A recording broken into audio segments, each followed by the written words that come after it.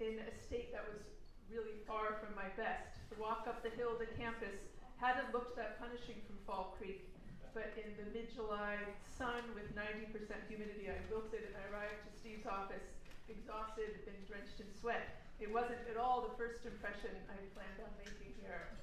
And Steve, with his sort of characteristic laid-back California way, just rolled with it, gave a little chuckle, welcomed me to Cornell, and then dove into talking about the finer points of undergraduate teaching, which is clearly, from the first meeting, one of his passions. Steve's approach was inviting, driven by curiosity, care, and above all, a love of playing music and sharing musical experiences. Our discussions about teaching have been numerous since that time, especially during Steve's years as chair. Steve knew early on how I connected with the more wayward undergraduate student musicians in the department, and he encouraged me to find an approach to teaching that felt authentic. He always made time for conversations about teaching, no question or idea not worth a hallway chat or office discussion. His willingness to engage had a profound impact on my development as a teacher, for which I am always and forever grateful. And Steve's students were and are so much the beneficiaries of his openness and warmth. I sent a message out and solicited stories from undergraduates who took classes in the department while Steve was chair, and I'd like to share with you a few of those student recollections now. So Lauren Jacobs writes, Steve Pond is the reason I got a music minor at Cornell. I took his class, A History of Jazz, in my first semester, and I got to enjoy performing with him on a drum during a Brazilian jazz demo for the class. He gave me the opportunity to learn and just have fun since I played percussion and was considered kin. Steve made me feel like I was part of the music department family throughout my undergraduate years. He was department chair, but managed to have time to catch up with me almost any time I stopped by his office. I'm now a veterinarian in the Philadelphia suburbs, but I try to find time to play music, be it playing violin in a community orchestra, or singing in a church choir, or keeping the beat on a handmade cajon for a praise team. And I still read the jazz textbook to this day. So many good stories from music history. Thank you, Steve, and enjoy your retirement, she says. And Johnny Colazzo writes, I remember jamming in Steve Pond's Brazilian Music Ensemble back in my freshman year in 2019. I wasn't enrolled in the class, but a friend would bring me and Steve would always let me join. It was a blast, and Steve would tear it up on the drums. He made those rhythms easy for the whole group to learn. And then finally, Sid Srinivasan writes, I've been working in the music tech world building models for music generation, so I still think about some of the techniques we practiced in Annie's Music Improvisation Ensemble and how they apply to my job these days. I'm not sure I ever met Steve in person, but I do want to thank him very much for supporting the ensemble, as being a part of it for the 3 years I was at Cornell was one of my fondest memories here. The ensemble encouraged me to think creatively about how I could play my instrument at the time, and has definitely played a large role in me finding a path to combine computer science research and music today. So I'm very appreciative of his support. So Steve, your impact will live on in the many lives you have touched here. Thank you, and we wish you the very best in your retirement.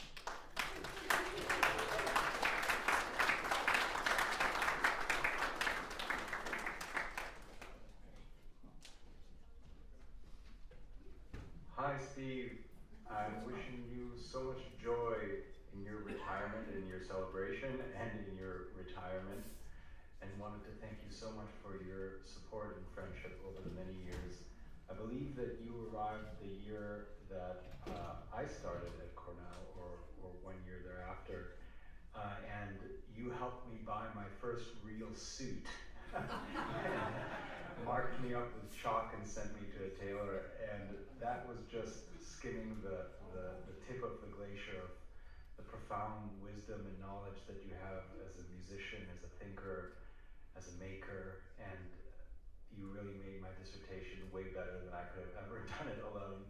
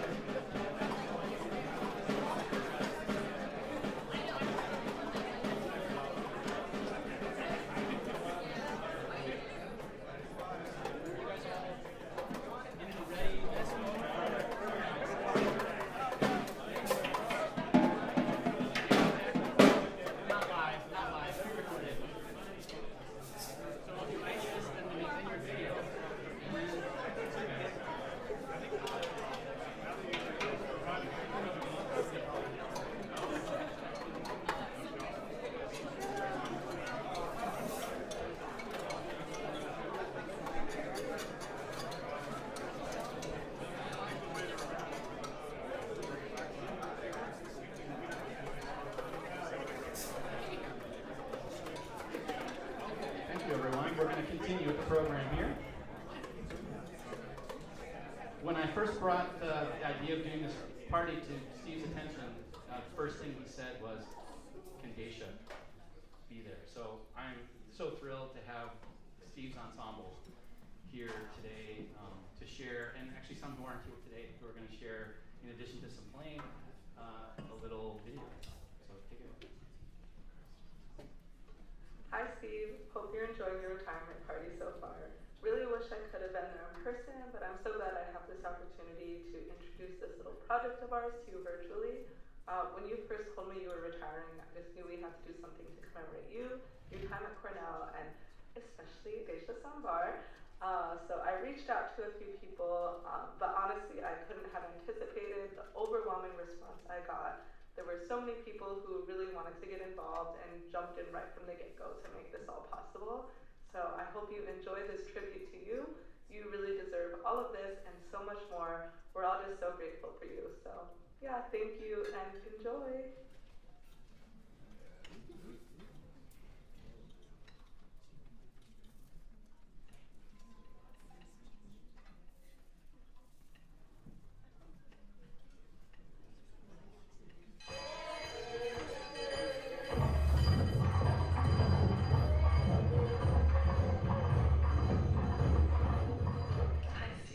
Hi Steve. Hi, Steve. Hey Steve. Hey, Steve. Hi Steve. Hi, Steve. Hey Steve. Hi, Steve. Hi Steve. Hey, Steve. Hey Steve. Hey Steve. Hi Steve. Hi Steve. Thank you, Steve, for your enthusiasm in teaching Brazilian culture, both in the Brazilian culture through its music class as well as through the samba ensemble. Those were incredible experiences and fundamental reasons in why I ended up actually moving to Brazil after graduation for a few months. Your enthusiasm made the classes so much more exciting and just really became a highlight of every week. I just wanted to say thank you so much for everything that you've done for me. Samba was truly the highlight of my undergrad experience, and honestly a life highlight too. I am so grateful for all of your mentorship and support over the past few years, and I wish you nothing but the best during your retirement. Thank you for changing my life for the better. We wanted to thank you for all your love and support over the last few years. Samba is more than just mere music making. It's all about the positive environment you created. It was so full of amazing energy, and we couldn't be more grateful to have been a part of it. We love you, Steve. Cheers to to your retirement. Congratulations on your retirement. Thank you so much for making us feel at home during some of the classes. Yeah, playing Samba with you was such an amazing experience, and we know you're going to be doing great things. Keep doing some kalimbalangu. Yeah. Thank you. Thanks. I just wanted to say thank you so much for everything you did for the Samba group at Cornell. I had so much fun going to Samba every week, and it was truly a highlight of my undergrad experience. I learned so much, and I felt so welcome, so I just wanted to say thanks again, and congrats on your retirement. Congratulations on your retirement. Over the past 2 semesters, Samba has been something I look forward to every week, and I always leave rehearsal feeling more energized than when I arrived. So I just wanted to say thank you for that time you invited the steel band to join Samba rehearsal, and for teaching me so much in all the rehearsals since then. Congratulations on your retirement. I just want to say thank you so much for creating Samba, for creating such a beautiful community. I'm so glad that I was able to be part of that, and I'm so grateful that I had the opportunity to learn under such an amazing instructor and an amazing person, and Samba will always be one of my favorite things, and I really just want to wish you all the best as you go forward, and thank you again just for the wonderful impact that you've made on so many people's lives. So, happy retirement. Congratulations on your retirement. Thank you for, I can't believe it's 5, but 5 great semesters of Samba. And also thank you for purposely timing your retirement with my graduation. Live on, and I hope that if you're staying in the area, you'll still come by Thursday nights and maybe we can continue to jam. Happy retirement.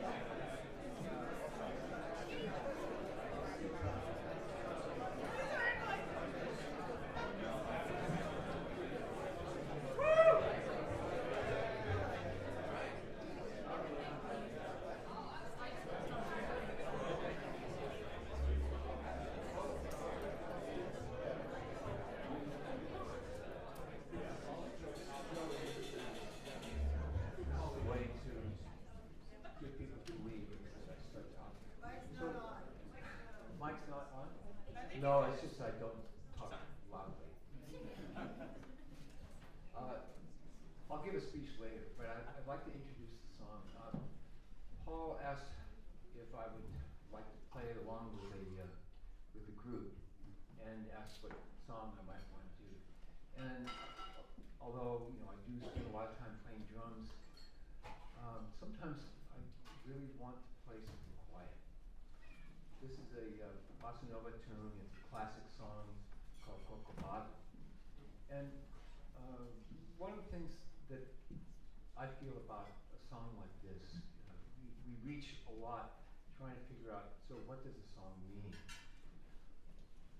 I take seriously a comment by my former colleague and friend Alejandro Madrid, who said the issue is not what the music means, it's what the music has meant and to whom.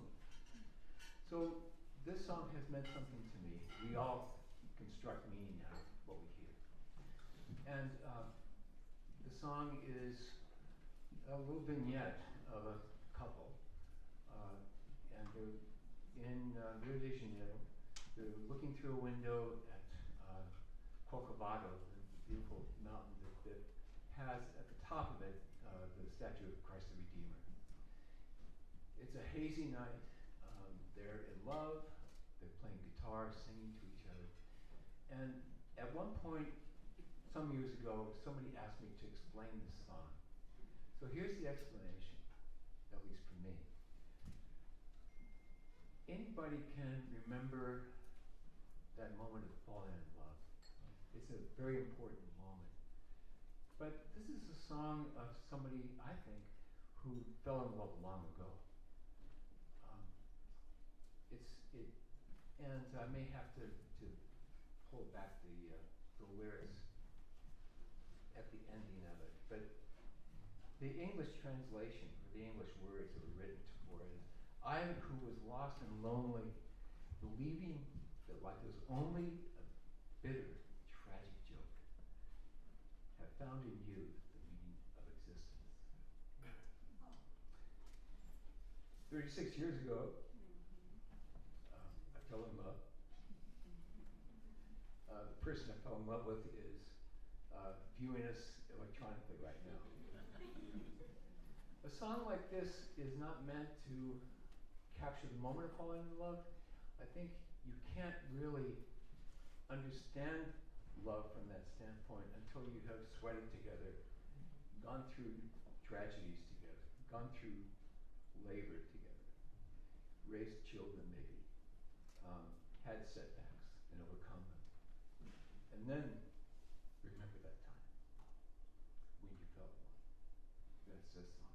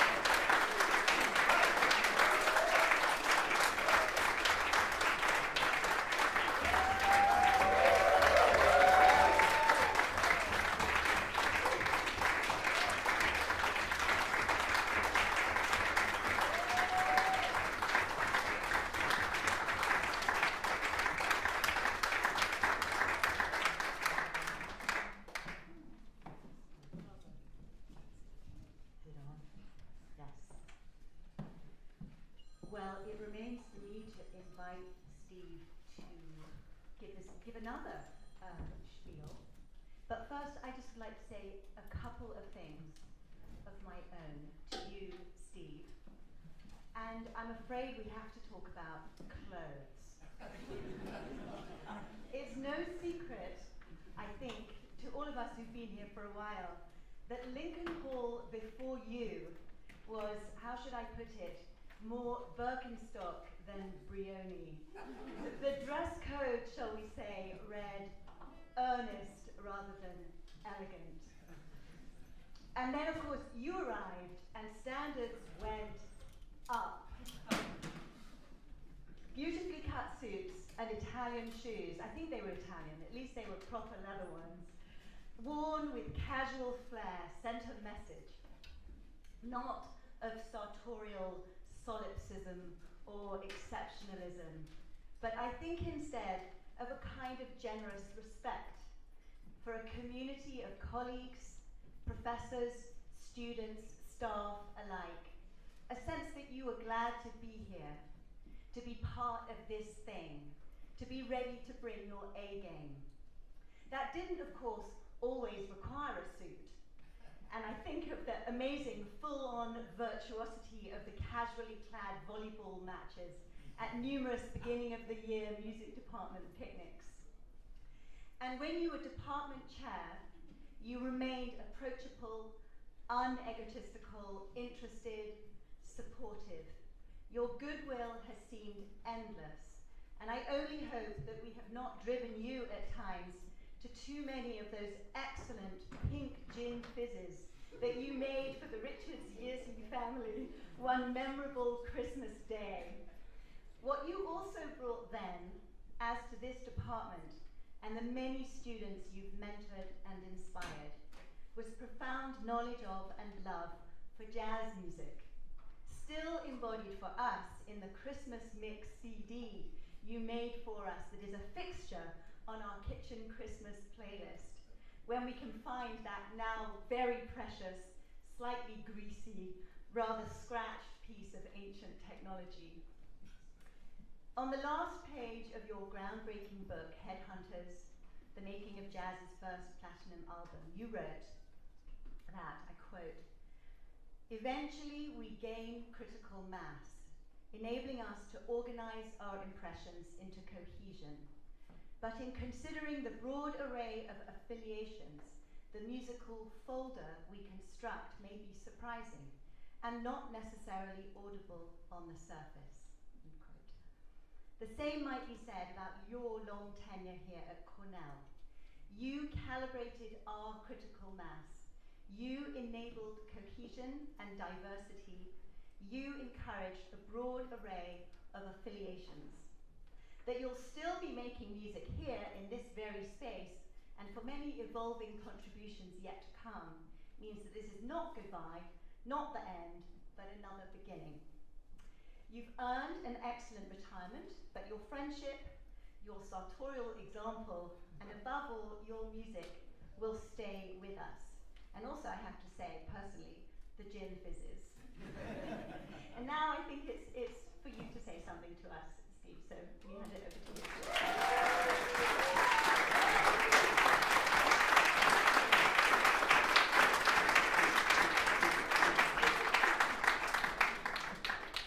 This is a little overwhelming.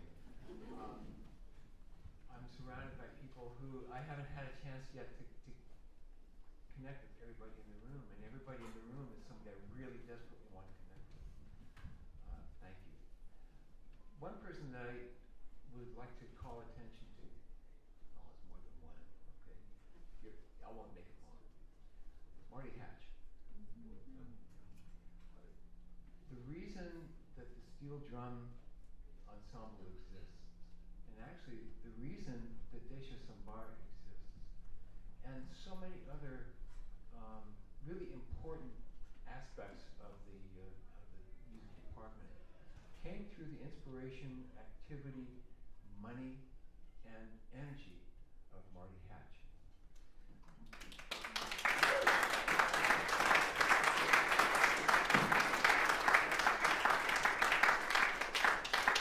Marty had a talent for seeing a seemed like it was going to get, politely ignored because it would be too outside the norm.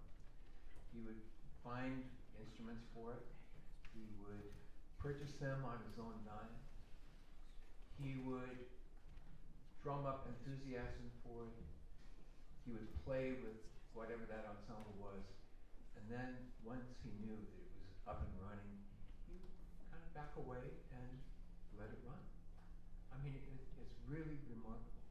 And those aspects of the department's evolution were sown, those seeds were sown by him in many other ways. I teach a course, have taught a course, I no longer will teach a course, called 1101, Elements of Music. That was a course that was begun conceptually by Marty Hatch.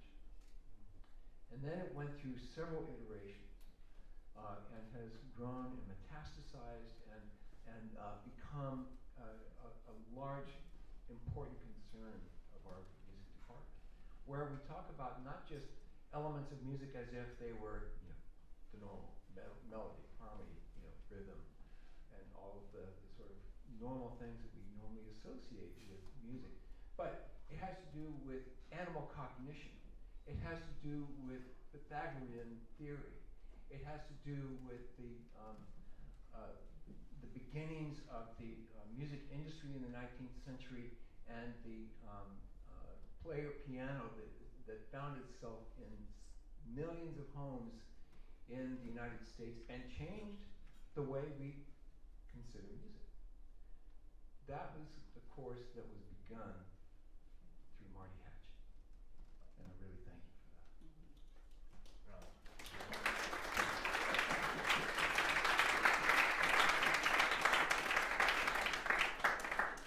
When I first came to Cornell, it was a bit of a surprise, I think, for myself as well. I had been at UC Berkeley. I was now done with my qualifying exams, and I was dutifully writing a dissertation chapter, and I got a phone call from Judith Moreno. Judith had been my TA in a early music course with Richard Crocker, had been just a model of organization when I had a brain that was like scattered all over the place, and she would help me sort of systematize my knowledge. She helped me get through my what we call qualifying exams. We call it nowadays. And I'm forever grateful for that. But then the other thing is that she called me out of the blue, said, Cornell is doing a search, and the announcement sounds like you. How far along are you on your dissertation? I said, not that far, working on a chapter. She said, finish the chapter. Finish the chapter. Send it off. The worst that'll happen is nothing. So I sent that chapter off to Cornell, and while I was at it, applied a couple other places, and I was hired at Cornell. Actually, I was hired at Cornell and Middlebury, and I chose Cornell. It made me have to finish the dissertation when I got here, but I did. So thank you, Judith. Along the way, people have helped me. People have welcomed me. When I first came to Cornell, we were really a seat of knowledge around 18th century music. 19th century, yeah, but really 18th century. So it wouldn't have been a surprise if I had met people, like at a barbecue or something, and they would say, "Hi, Steve, what part of the 18th century are you studying?" And yet, these people who had so much in common, intellectually with each other, and here I was coming in really from left field. What did they do? Did they ostracize me? No, they welcomed me. They embraced me. They made me feel like a part of the place, and they always have. And I'm so grateful for my colleagues, for my grad students that have contributed so much to my learning. And they have taught me how to teach. My grad student TAs, I have to say, I've just been tremendously lucky. I'm going to give you a thumbnail version of what I have often ended a course with. And usually it's a big course, you know, like 60, 70 people with a couple of TAs, you know. And so now we've been talking for a semester and we're trying to figure out, so what is the course actually about, you know? And I talk about what my job as a professor is. So I really only have two jobs. Learn stuff and then share what I learned. That's it. The learning stuff is important. And then, as a professor, I share. And one of the ways I share, like every professor here, we write, we do conferences, we write books, we publish articles. And these books are really important, super important. They're so impactful. Dozens of people read these things.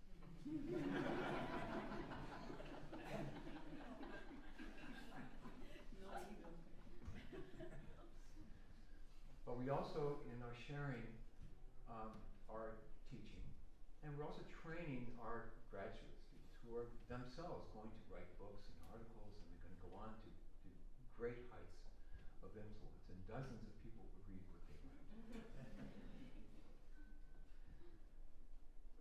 But here's the thing, in these classes, and this is, I think, a special aspect of Cornell, we draw students from everywhere, all over this campus. They're civic engineers, they're city planners, they're physicians, they're mathematicians. Thank you, Dr. Hafner, wherever you are, wherever she is. There she is. Just became a doctor in mathematics.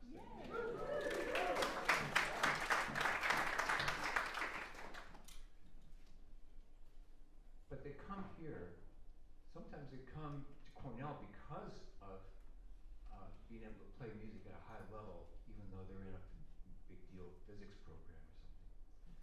But they come here and they develop certain things, sensibilities, of loving another culture, of loving the prospect of making music, of learning how to think on your feet, of doing something that is a supreme act of togetherness, right? And turning your head together to an artistic vision.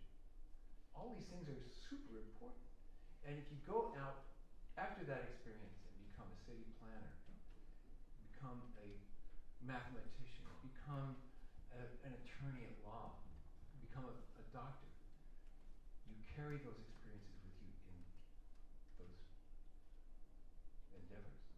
Right? That's where society changes. So I'm really happy and I'm proud of the scholarship that I've done. And I'm very happy about the teaching, about the topics that I've taught. But I'm really proud about the broad impact that we have on each other and the way that those things have a ripple effect out into society. Thank you for that opportunity.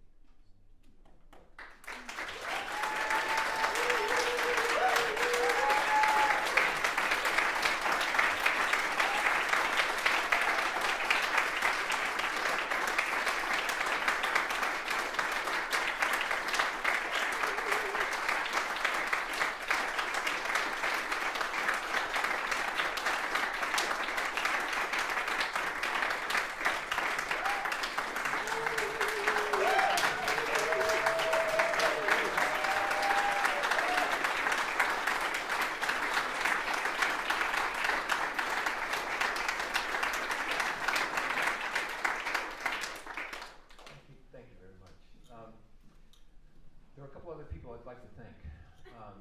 And then we're done, right? Okay. I have had so much, when I was chair, I had just had so much support from Chris Riley, who was just an amazing partner in crime. We didn't break any laws that I know about. We both started at the same time. I had no experience being a chair. He had no experience being the manager of the department. And we grew together. And it was just a fantastic partnership. And it set a tone, I think, for all the other staffing that we have done ever since then. Jamie has been just an amazing department chair. And may I please mention the name Laurel Gilmer?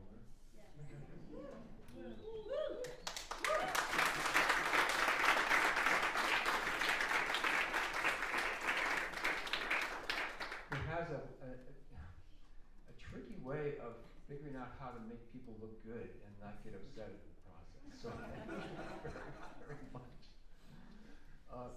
And my colleagues, again, colleagues who have come back to visit. Scott Tucker, thank you very much. I'm really touched. This whole row, I don't want to go through every name because then we'll sit here for the next half hour and nobody eats, and that's really a tragedy. But I am so grateful for being given this life and being allowed to live. Thank you very much.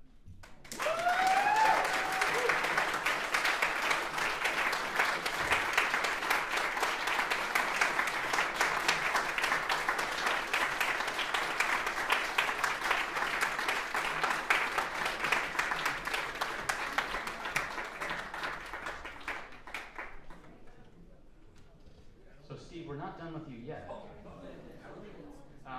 I thought it was appropriate, since Steve will actually be gratefully back with us in the fall, working with his ensemble, to do one last send-off with Desha Sambar. So we'll take us a few minutes. Feel free to mingle. If you haven't had a chance to sign the album, sign the card, make a video, whatever you'd like to do, now is the time to do it. But we'll gather ourselves for another bit of music to close the event.